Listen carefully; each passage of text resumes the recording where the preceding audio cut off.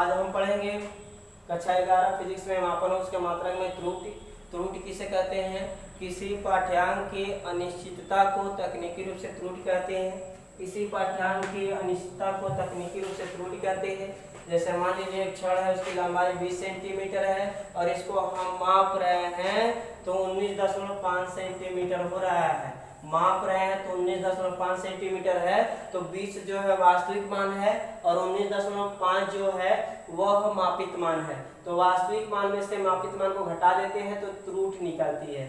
क्या निकलती है? त्रुटि ज्ञात हो जाती है।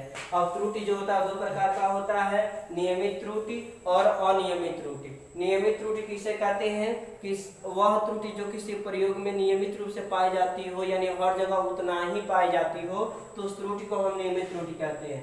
और वह त्रुटि जो किसी पाठ्यांक में नियमित रूप से नहीं पाई जाती है उसे हम अनियमित त्रुटि कहते हैं। यह अज्ञात कारणों के कारण उत्पन्न होती है। अब इसमें हम चर्चा करेंगे निरपेक्ष त्रुटि। निरपेक्ष त्रुटि निरपेक्ष त्रुटि का बराबर होता है वास्तविक मान माइनस मापित मान। अब वास्तविक मान कैसे निकालेंगे? जैसे मान लीजिए कोई प्रश्न है, मान लीजिए लंबाई दिया है, यहाँ पर मान लीजिए L1 का मान 2, L2 का मान 3, L4 L3 का मान यहाँ पर है आपका 4 और यहाँ पर L4 का मान मान लीजिए 5। कितना हो गया? 2, 3। यहाँ पर निरपेक्ष त्रुटि निकालेंगे तो वास्तविक मान माइनस मापित मान आसानी से ज्ञात कर सकते हैं। तो पहले वास्तविक मान निकालेंगे।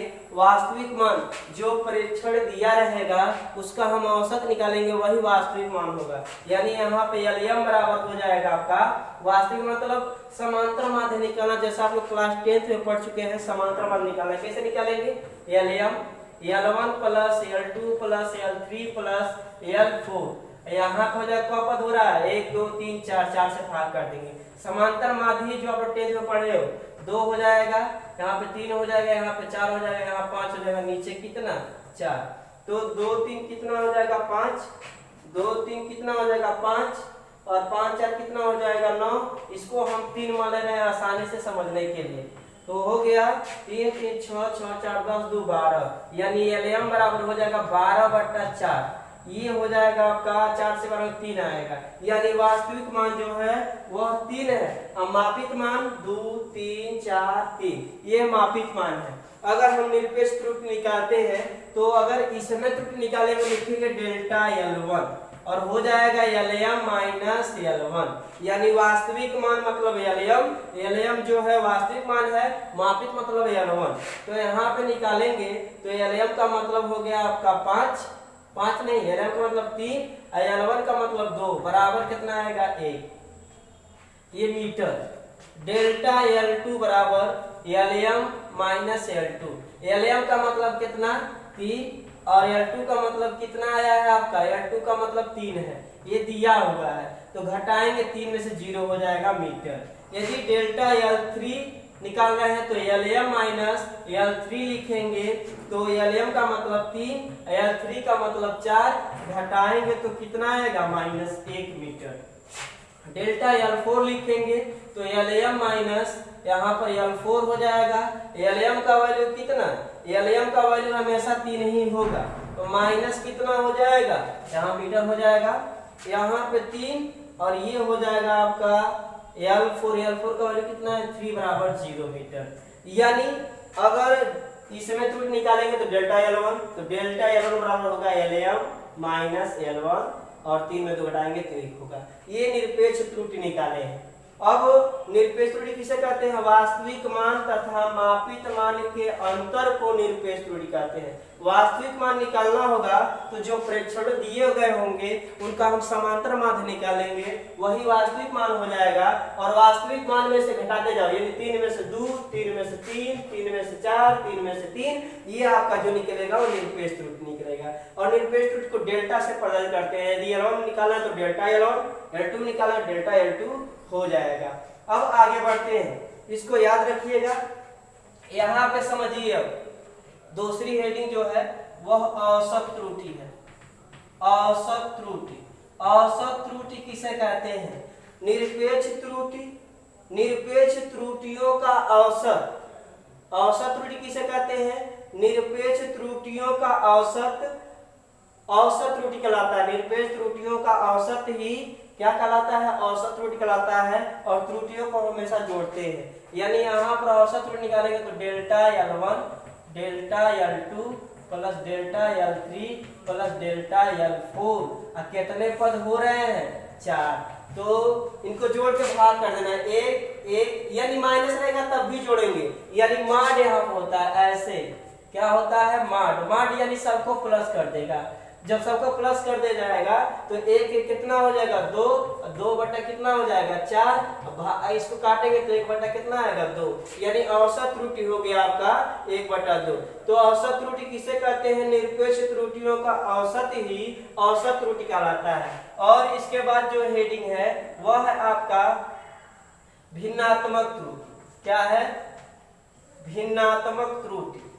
भिन्नात्मक त्रुटि, भिन्नात्मक त्रुटि किसे कहते हैं? औसत त्रुटि, औसत त्रुटि बटा वास्तविक मान। क्या होता है? वास्तविक मान। तो औसत त्रुटि कितना है? ये औसत त्रुटि आया 1 बटा 2 और वास्तविक मान कितना आया? 4 नहीं 3। वास्तविक मान हम यही वास्तविक मान है तो यहाँ पे 3 रख देंगे। यहाँ पे 1 रख के मल्टीप्लाई करेंगे तो 1 बटा 2, 1 ऊपर हो जाएगा 3 यानी 1 बटा कितना हो जाएगा? 6। ये आपका भिन्नात्मक त्रुटि है। और उसके बाद होता है प्रतिशत त्रुटि। क्या होता है? यहाँ पे लिख रहे हैं प्रतिशत त्रुटि। प्रतिशत त्रुटि, प्रतिशत त्रुटि किसे कहते हैं? भिन्नात्मक त्रुटि को प्रतिशत में बदल देना ही आपका प्रतिशत त्रुटि कहलाता है। तो भिन्नात्मक त्रुटि कितना है? 1 बटा 6। तो 1 बटा 6 को प्रतिशत में बदले तो 100 से गुणा कर देंगे तो 6 यानी ऊपर हो जाएगा 100 बटा 6। यहाँ पे परसेंट आसानी से सॉल्व कर सकते हो। तो एक बार समझ को बता दे रहे हैं। त्रुटि किसे कहते हैं? किसी पाठ्यांक की अनिश्चितता को तकनीकी रूप से त्रुटि कहते हैं। त्रुटि 2 प्रकार का होता है, नियमित त्रुटि और अनियमित त्रुटि। नियमित त्रुटि किसे कहते हैं? वह त्रुटि जो किसी प्रयोग में नियमित रूप से पाई जाती हो उसे हम नियमित त्रुटि कहेंगे। और वह त्रुटि जो किसी प्रयोग में नियमित रूप से नहीं पाई जाती है, किसी अज्ञात कारणों के कारण उत्पन्न होती है, उस त्रुटि को हम अनियमित त्रुटि कहते हैं। निरपेक्ष त्रुटि बराबर होता है वास्तविक मान तथा वास्तविक मान माइनस मापित मान। यदि हम वास्तविक मान कैसे निकालेंगे? जैसे मान लीजिए किसी प्रश्न में अनेक लंबाई L1 L2 L3 L4 करके दिए गए हो तो उन सबका औसत निकाल दें तो वह वास्तविक मान हो जाएगा। इसमें वास्तविक मान कितना आया? आपका 3 आया है।